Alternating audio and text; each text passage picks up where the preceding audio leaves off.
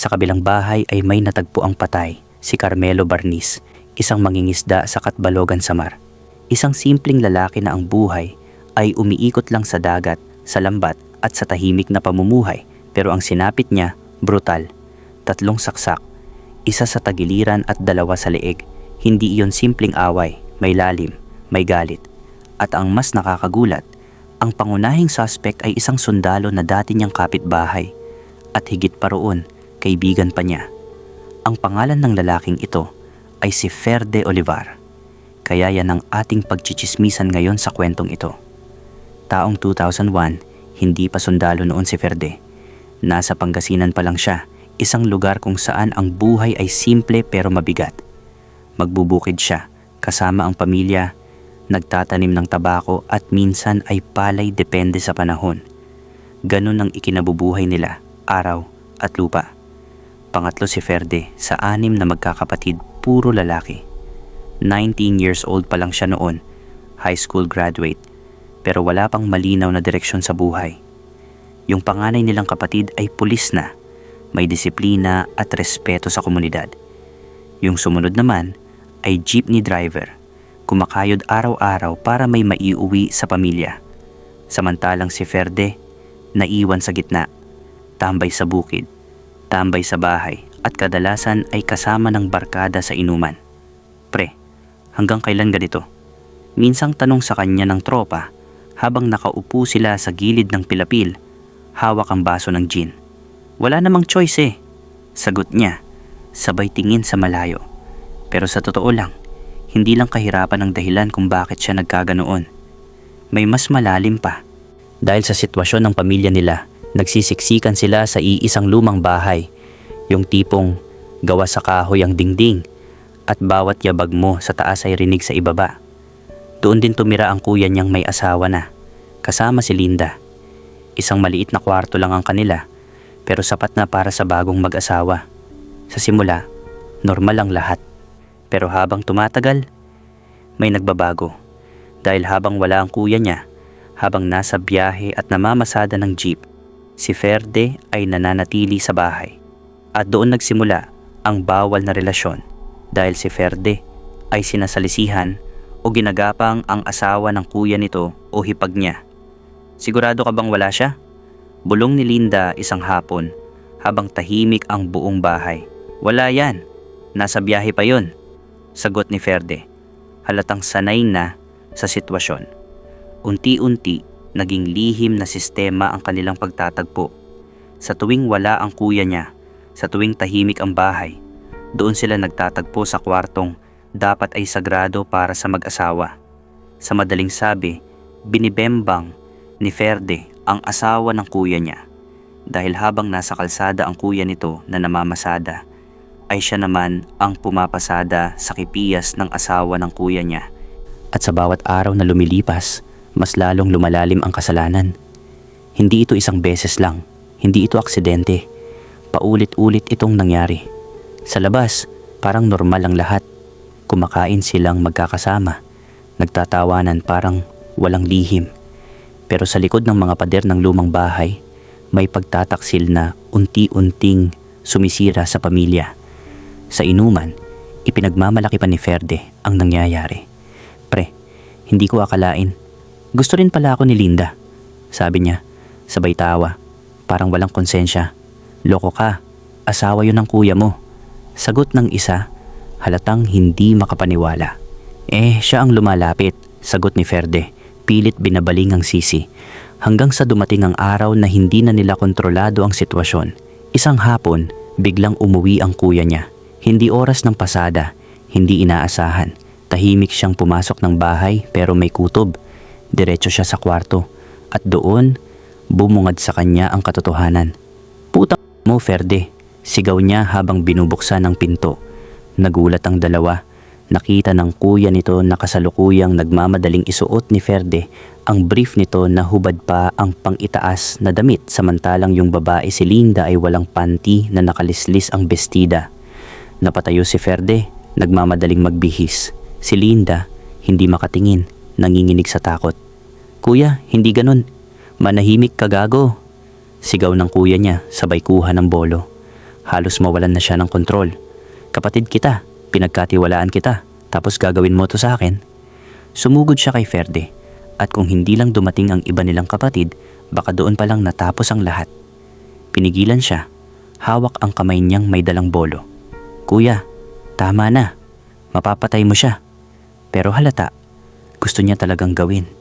Gusto niyang patayin ang kapatid na nagtaksil sa kanya. Umalis ka sa bahay na to, ngayon na, utos niya galit na galit. At walang nagawa si Ferde kundi sumunod. Lumabas siya ng bahay, dala ang kahihiyan at galit na hindi niya maipaliwanag. Sa likod niya, naririnig pa niya ang sigawan, ang sakit, ang galit ng isang pamilyang nabasag. At doon nagsimula ang pagbagsak niya. Nakitira siya sa barkada, palipat-lipat, walang direksyon. Pre, dito ka muna, sabi ng kaibigan niya. Ano bang nangyari? Tahimik lang si Ferde sandali bago sumagot. Wala, nagkagulo lang sa amin. Pero sa loob niya, hindi lang iyon basta gulo. Isa itong sugat na hindi gumagaling. Dahil alam ni Ferde na malaki ang kasalanan nito sa pamilya niya. Lumipas ang mga buwan na parang walang direksyon ang buhay ni Ferde. Araw-araw pare-pareho, gising, tambay, inom, tulog. Unti-unti siyang nauubos. Parang wala nang pupuntahan ang buhay niya. Hanggang sa isang hapon, habang nakaupo siya sa gilid ng kalsada, kasama ang ilang tropa, may lumapit na pamilyar na muka. Ferde, ikaw ba yan? Napatingin siya. Si Ramil iyon, kaklase niya noong high school. Mas maayos na ang itsura. Parang may direksyon na ang buhay.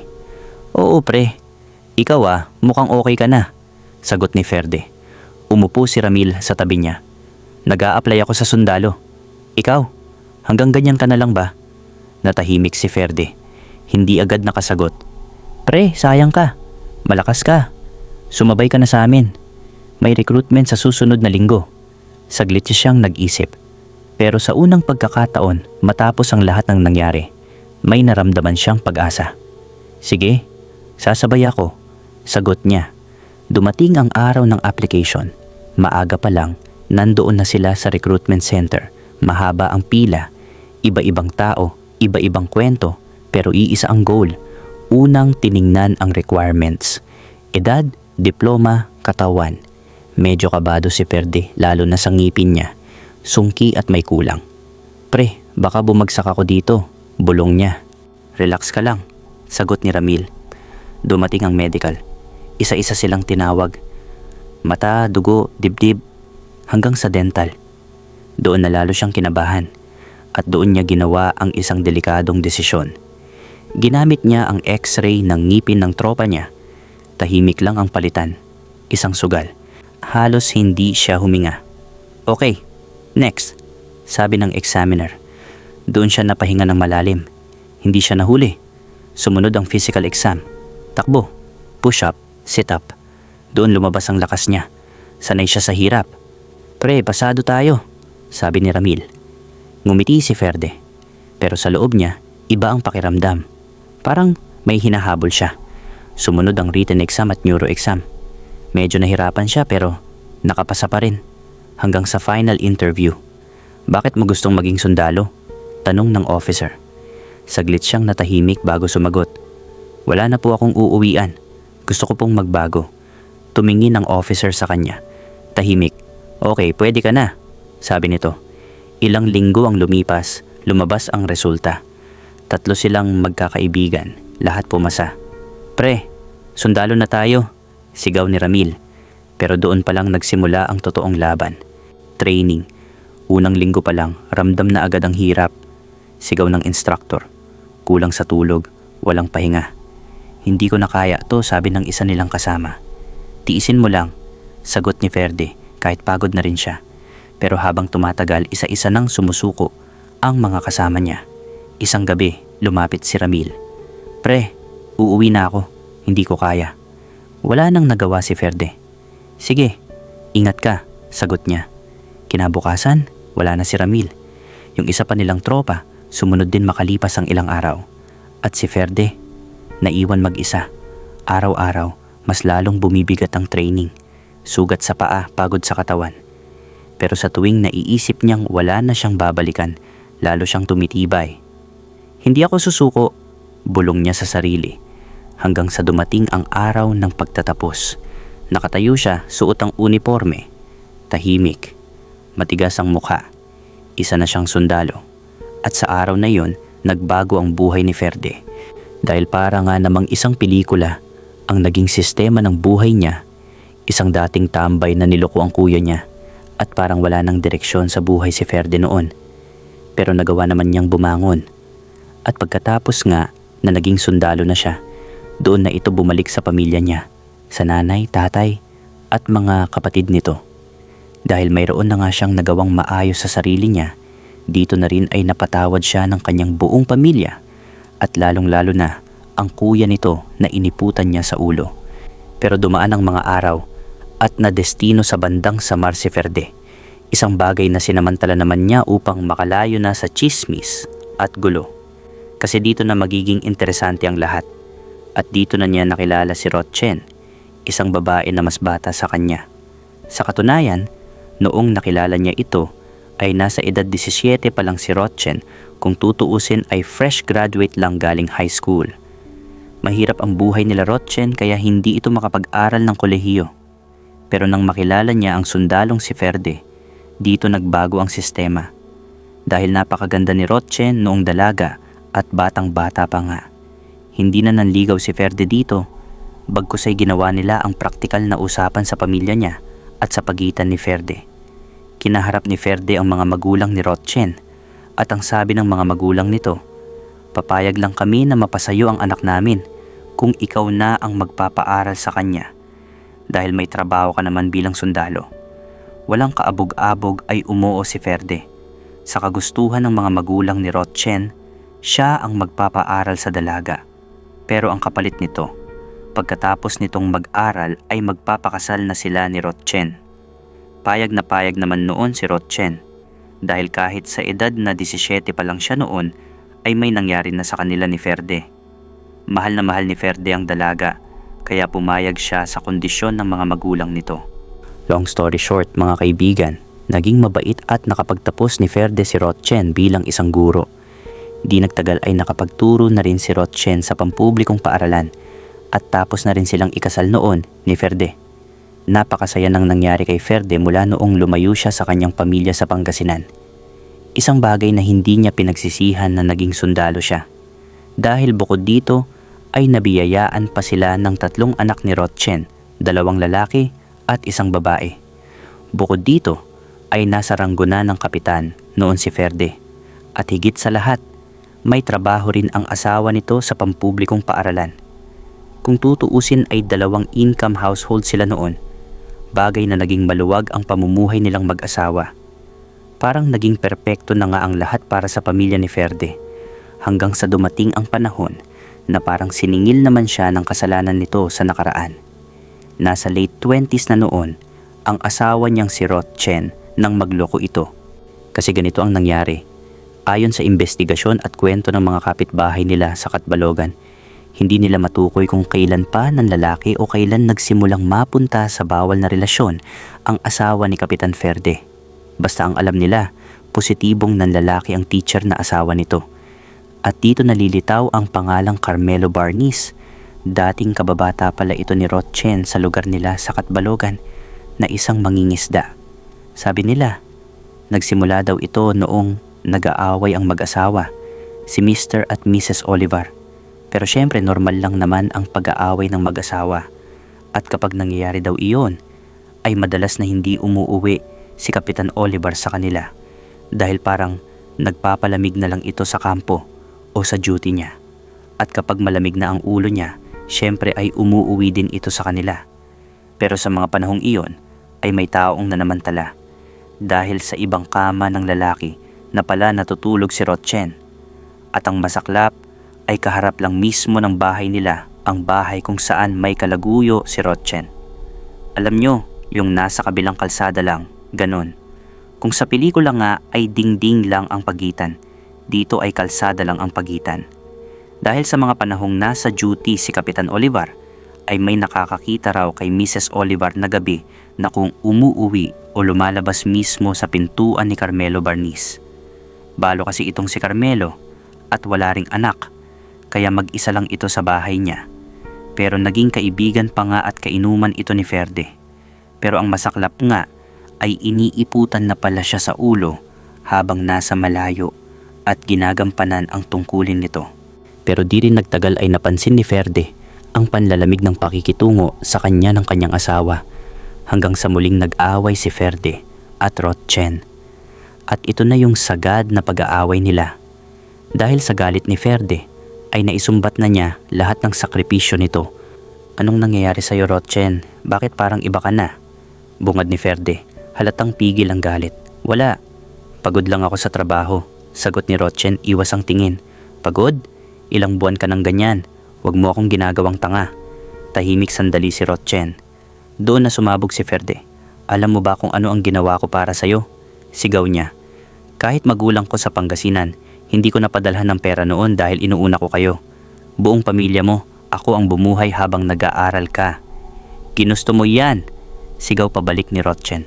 "Pumayag ka noong kinausap ka nila mama at papa." "Pag-aaral mo lang ang pinayagan ko," sagot ni Ferde, nanginginig sa galit. "Hindi ko pinayagan na pati buong pamilya niyo ako ang bubuhay." "Wala akong kasalanan kung ginawa mo yon," sagot ni Rothchen, umiiyak na. Nagsimula nang umiyak ang mga bata sa loob ng bahay.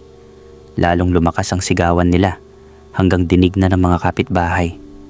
Lumapit si Ferde, diretsong tumitig sa asawa. "May iba ka ba?" tanong niya, malamig pero mabigat. Tahimik si Rothchen. "Sumagot ka," sigaw ni Ferde. At doon, bumigay si Rothchen. "Oo," mahina niyang sabi habang umiiyak. "Oo, may iba ako." Parang biglang tumahimik ang mundo sa loob ng bahay. "Gaano nakatagal?" tanong ni Ferde, halos pabulong. Hindi agad nakasagot si Rothchen. "Sumagot ka," sigaw ulit ni Ferde. "Hindi ko na alam, basta nangyari na." Hagulgol ni Rothchen. Lumuhod ito sa harap ni Ferde. "Patawarin mo ako. Pakiusap. Huwag mo siyang papatayin. Ako na lang ang parusahan mo." Iyak nito. Tahimik lang si Ferde. Nakatingin lang siya, parang pinipigilan ng sarili. Sa labas, naririnig ng mga kapitbahay ang pagmamakaawa ni Rothchen hanggang sa unti-unting humina ang sigawan. Kumalma ang gabi. Tumigil ang iyak ng mga bata. At tila ba, sa gabing iyon, naayos ang lahat. Pero kinaumagahan ay dumating na nga ang mga pulis sa harap ng bahay ni Carmelo Barniz dahil sa natagpuang patay ang hinihinalang lalaki ni Rothchen Olivar. Naliligo sa dugo ang buong katawan nito na halos patuyo na ang mga dugo. Wala namang kaaway ang mangingisdang ito, kaya sa isang anggulo lang nakikita ng mga pulis ang dahilan ng pagpatay sa lalaki.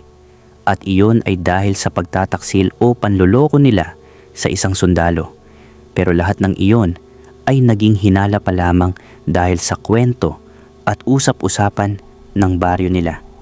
Pero di naman dito tumigil ang mga pulis dahil pinagpatuloy nila ang pag-iimbestiga.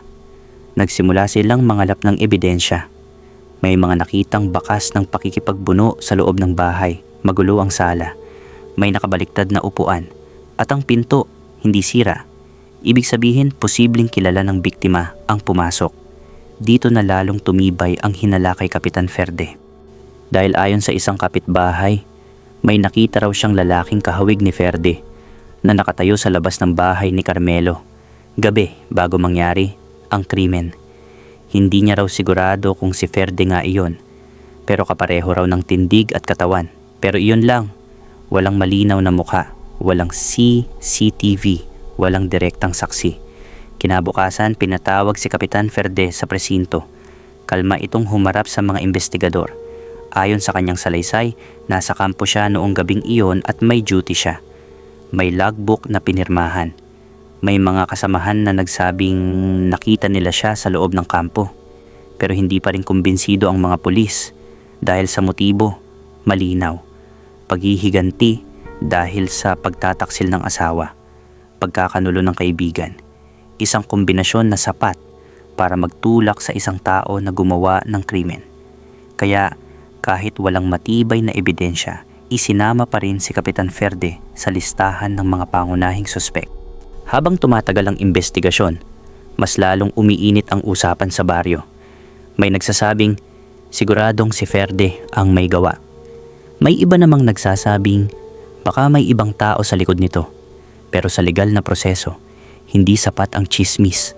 Sinuri ang crime scene. Walang nahanap na fingerprint na tumutugma kay Ferde. Walang dugo sa kanyang damit. Walang armas na narecover na may koneksyon sa kanya. At higit sa lahat, walang testigo na kayang tumuro sa kanya ng direkta. Dahil dito, nahirapan ang mga investigador na maglabas ng probable cause laban sa kanya.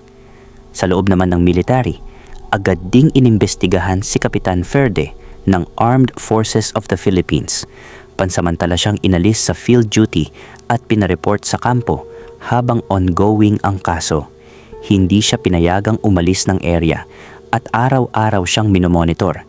Pero kahit anong hukay ng impormasyon, walang lumabas na konkretong ebidensya laban sa kanya. At sa huli, napilitan ng piskal na huwag ituloy ang kaso laban kay Kapitan Ferde. Walang sapat na basehan, walang direktang ebidensya, walang testigong makakapagpatunay. Kaya sa mata ng batas, si Kapitan Ferde Olivar ay nanatiling inosente. Isinailalim pa nga siya sa custodial investigation pero wala talaga. Sa huli ay wala ring nangyari sa kaso dahil sa huling balita ay nagbitiw sa pagiging sundalo si Ferde na first lieutenant ang ranggo. Samantalang si Rothchen naman ay naging principal pa nga ng pampublikong paaralan at nagpatuloy sa pamumuhay ang dalawa na parang walang nangyari. Hindi ba parang umikot lang ang buhay ni Ferde sa ginawa niya na noong minsang iniputan niya sa ulo ang kuya niya ay naiputan din siya sa ulo ng ibang lalaki sa asawa niya.